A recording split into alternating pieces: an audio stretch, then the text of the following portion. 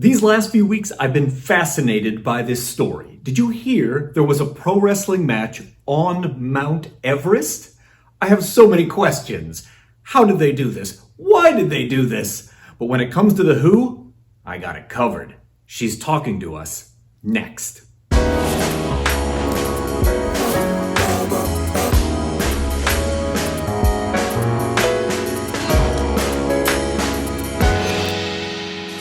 Dani Mo, thank you for joining me to talk about what I think is a year where we've had a lot of weird stories in wrestling. This story is just plain awesome. And I think you knew I felt that way because I felt like I was pinging you constantly while you were abroad. Like, oh, tell me everything that's going on.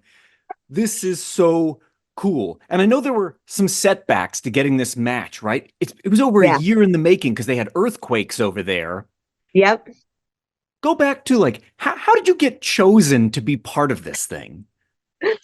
Well, I got a message on Facebook Messenger saying, "Hey, you want to wrestle on Mount Everest?" And I'm like, "Sure." Right, Like, because you get those messages all the time. yes, yes, yes. So I was like, "Totally, let's do this. Like, buy my flight and let's go. I'm ready." Like, honestly, not thinking anything of it. Mhm. But once like she kept her name is Bagwati, and once she kept like messaging me, I'm like, this actually might be serious. So I started like researching her, and like she's got a pretty big Facebook and YouTube following. Like she's Right, she's a like, big star over there. yes, in Nepal. Like Bagwati is a movie star, a singer, a wrestler, first ever women's female wrestler of Nepal. Like she is somebody. And like it's so cool to be a part of this and like for her to choose me out of everyone. And I was like, all right, let's do this. And we she originally wanted to happen really fast. And I'm like, I don't think I could like survive if I just come tomorrow. Right. I was like, and also you have to like prep for the weather up there. So it was actually Yeah. on Kalapathar in the Mount Everest region. So like it was the best place that we could get to that was flat land and still see Mount Everest. It's like on the trek. Right. It Like must have people been a hit base that. camp or something, right? Yeah, but nobody was there when we were up there. Hmm. But Mount Everest, like the Everest base camp was below us. Like we Hmm. got to fly, we helicoptered over it to get to where we were. It's Of, like, of which course you that's just did. like an ice cap. That's just like an Right. ice cap down there. Uh, Wild.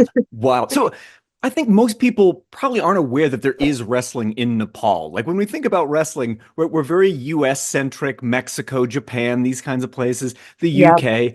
Rarely, if ever, are people like, hey, so what's going on over in Nepal? But there are two or three different promotions over there. How would you Yeah. characterize wrestling in Nepal and like how it's different from wrestling everywhere else you get to go? So they only have a few shows a year. Like the Mhm. only people that I know that have got to go over there is Lowrider, Mhm. Sadiqa, his wife, Mhm. and JC Storm. Those are Huh. the only Americans that have gone over there to Wow. wrestle.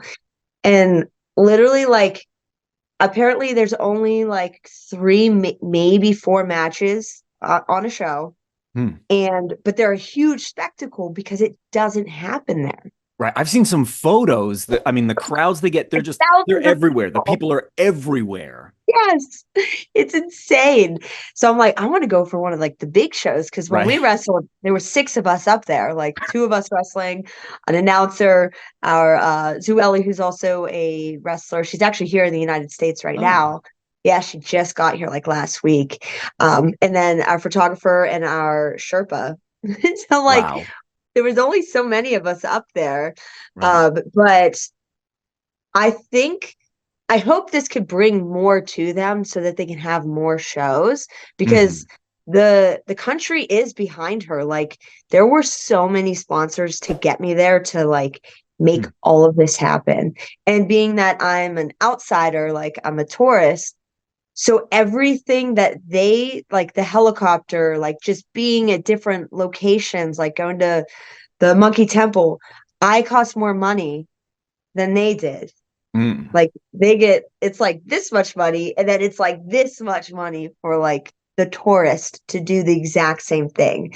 And I'm Ah, like, oh my God. So they had like so many sponsors. And mhm. I truly believe that they're so intrigued by wrestling that I hope this helps allow more wrestling to happen there. And I think a lot more people are going to try to go over there now at this point. Like I think it would be very beneficial, like, so you went over and like did seminars and like helped people learn more, because there's nobody that's been anywhere outside of Nepal really to Right. come back and train them and like show them the way. Mhm.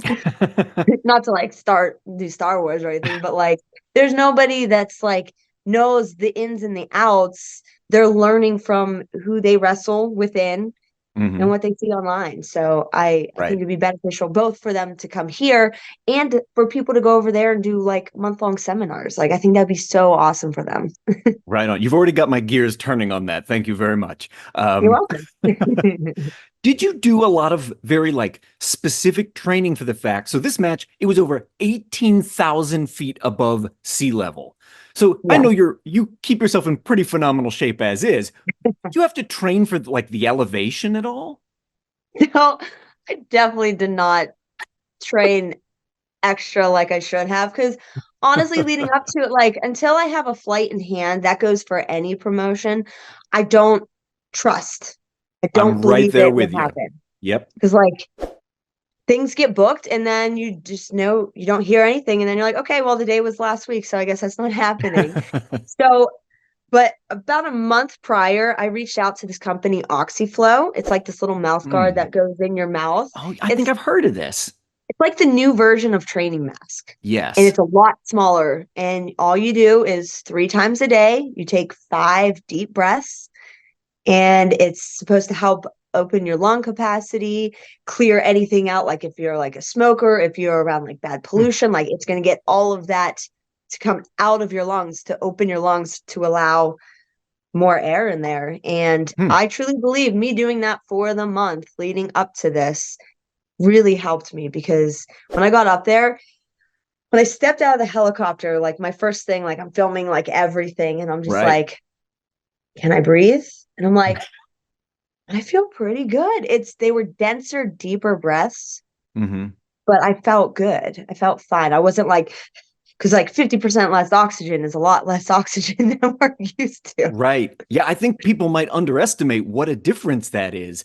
But even here, right, even if you go to like Denver, Colorado, you will notice these things with the change in elevation. But you went to a world record setting elevation, and we're still like, yeah, I'm just going to do my thing. We're just gonna do it. I literally half winged it because I was just like, I don't know. But I really believe that little contraption really did help me. Mm. And like now that I'm back in the States, I feel like I'm having a harder time like getting back to like the lower elevation. Because I was there for Huh. 10 days. I Right. was in Kathmandu for 10 days, and then we actually we had to take a little miniature plane up to Lukla, which is a small little town on the side of a mountain. Then Right. It we looks like something out of helicoptered a up. movie. When I saw a picture of that place, I was thinking about Batman Begins, right? When he's climbing up the mountain, I'm like, oh, that's probably where they filmed that. That would be awesome. I think they do film some stuff up there. There's actually I think it's on Netflix or one of the apps about Lukla. Like there is a movie about it, and there's Hmm. also a thing about Lukla being the most dangerous airport in the world. Found that out after we landed. Right. Good. That's the right time to find out. Yes, yes, yes. Like, And okay. the match itself, right? So they helicoptered you up there. I've seen little Mhm, snippets of it online, mhm. but not the whole thing, right? Is there footage of the whole thing, or what can you tell us about it? Like, what was the experience of trying to do a match at that elevation like? So we were both very nervous about being able to breathe. So it was heavy on the promos, which let Mhm. me tell you, that's my favorite part of a match. um, so it was heavy on the promos. Like we had an announcer, and then I cut a promo, and then she cut a promo, and we created a like 3-minute match. Mhm. in all honesty. So like the whole thing is about 8 minutes. Mhm. But so we had the match, and when we get up there, we're like, we don't know if this is actually going to come off how we even think. We don't even know Right. if we're going to be able to breathe or move around. Like we have literally neither of us had any idea. And she had So never been up there either, right? no, she's just Kathmandu. Like she's already higher up. She's already literally Right. on top of the world compared to Pittsburgh, Pennsylvania. But so we get up there, and we have just the four mats, which are like the home gym mats that you get Five Below or Walmart. We had Right. four of those. Now the ground is like this. It's Right. not flat. It's not safe. Like even where we had the mats, like if you stepped wrong, your ankle was totally going to get broke. So we're Wow. already like, okay, we got to be extra safe with the stepping. Yeah. And so the match happened, and we both felt fine. Like neither of us had to take oxygen after. We both used oxygen before and after we did because we did so many for all the sponsors, we did photos with every flyer for every sponsor, I which bet. was Right. so many. Because we couldn't like line the ring up with all of these banners. So we just took photos and then like put them aside. Hmm. Now the ring consisted of we drilled holes into the ground, and there were these like 5.5 foot posts Hmm. pushed into the ground, creating our four corners. And then, so bags of potatoes specifically. You Hmm. know how there's like those, like that, like weird, it's not rope, but Right. But it's like a not plastic. twine. Yeah. So that was our ropes. Hmm. And I think we only had two. I think we only had two of those because we got that at the helipad. Like we took them out of like Oh, from their wow. potatoes. So we had the announcer start announcing, and then Zueli went in because she was our ref.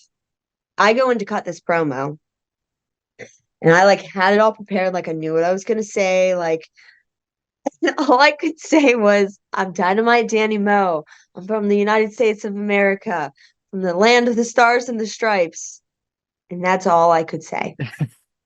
I could not challenge her. I could not say her name correctly. I couldn't get out having being at the top of the world, like doing this world record breaking thing, like and showing like I couldn't get any of the words out. So I'm like, here you go, we're done. Let's call her over here. So she comes in. Now she had been rehearsing her promo literally the entire time. Like she would like out of nowhere just cut it, and I'm like, oh my gosh, because she's very intense, Hmm. very intense. And she couldn't do hers either, even though she had hers like to a T memorized. She could do it in her sleep. And what do you think it So was? Do you think it was just like in that moment, the enormity of it really dawned on you? Or it was also a little bit of like, hey, you know what? This is 50% oxygen and this is tougher than we thought. it's I don't know what it's called, but it is a part of elevation sickness Ah, where you can't. I'll have to look it up. I should know what it is at this point. If people ask me, I'm like, I just couldn't speak. But right. like I could smile, and I knew how to wrestle. I knew what we were doing. Like I Wow. knew the match that was called, and I could physically do it. But the words, like from the brain to the mouth and getting out, not there. So we all did record over. Like when I got home, I Hmm. voice recorded a promo, and she did hers, and the announcer did his. So like it is voiced over, and it is edited all together. It should be released. It was supposed to be so sorry. That's all right. uh but they're waiting on the World Book of Record London to officially like release our like Hmm. plaques or Right. our papers. So we are already like we met with the World Book of London people. Like they were there. We signed the Right. papers with them. Like he hung out with us leading up to the event. Like we had dinner and everything. So like that we are officially in the World Book of Record London. And you are going to get like something's coming to you in the mail that you can Yes, be yes. like, I'm this gonna is get my like thing. I'm gonna get a paper saying that I did it. And This then we whole did turn in to crazy. get on the Guinness book. Like we Right. feel that's an intense and that's expensive to even just apply to do that. Really? Both of them, both Huh. things are very expensive to just apply to potentially be in there. Wow, I would never guess that. Um, Hmm. this whole thing, it really captured my imagination. And like watching it from afar, right? Like I would see your post on the social medias about traveling to Kathmandu and waiting for it to happen. And you were experiencing this foreign culture. And then ultimately, you did it. Like you set this world record. Do you feel like it's hit you that this is a landmark that is going to persist for generations of wrestlers to come?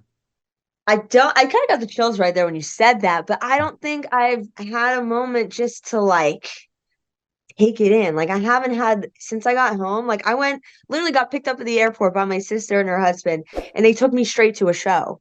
Like, and then I had like I have I haven't had a moment just to like freaking relax and like take it in. I haven't even like gone through like all of the things that were given to me. Like I haven't even got to post Mm, about like the things that were given to me, and like I posted like some stuff, but I haven't like taken it in yet. yeah. So I don't, I hope like a lot of people that I meet like in the business so far, they're like, like, what the hell did you do? And I'm like, yeah, I know. I kind of just, this thing. Just another day at work. Yeah, but I don't know if it's like, I don't even know if it's like out there to the world yet. Like, I don't even know if people like know the extremes and what it took to even try to make this happen. And I don't know. I Right. just it'll hit me, but just there's just pieces that have hit me, and it's not like holy crap, I'm like a world record holder now. Like I've been telling for my entrance, now I have that added onto my thing. Yeah, So you I'm like, that's should. kind of cool. But I don't know. I don't know if I've promoted it enough yet or taken it in personally enough yet, because everything, it was like it took forever to happen. Then it happened. And then life just kept going on because wrestling. Right. What happened yesterday, and you move on because you have tomorrow. Or maybe you can take in what's happening right now in this moment. And it's hard to like live in the moment when you're constantly working to the next moment. Right. And so many of our accomplishments in wrestling, they are ephemeral. They slip through our fingers. They matter for 1 minute and then it's on to the next thing. But I think what's really remarkable about this is you've made something everlasting, Dani. And I hope Thank when that thing shows up in the mail, I hope it hits you then. you. I hope so too. I'll put it right up on this wall behind me. This is like this is all my cool things wall. And I hope it hits me soon. I think once it's officially released, because like I only had one link and I only sent it to a few people. I think you're one of them that you could like see. It was like a fast forward over motion of the whole thing that like a news put out, like one of the Yeah. newscasts over in Nepal put out. But like it's everybody's like, well, can I see it? And I'm like, well, soon. Soon.